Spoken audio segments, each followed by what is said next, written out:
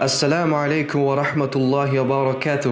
الحمدلله که مخلصان دین الله روز به روز جا شده ایستاده‌اند و این ما را وادار می‌سازد که باز هم بسیارتر به دعوت مشغول شویم، ولی ما به یک دشواری دچار شدیم. این هم باشد دشواری ترجمه نوارها از زبان‌های خارجی به زبان تاجیکی. وابسته به این از برادرانی که زبان‌های خارجی از قبیل زبان عربی، انگلیسی، روسی و ترکی را خوب می‌دانند، می‌توانند ما را در این کار خیر یعنی در ترجمه این نوارها کمک رساند. خواهشمندان می‌توانند به این سراغ در کنتکت به ما در علاقه شوند.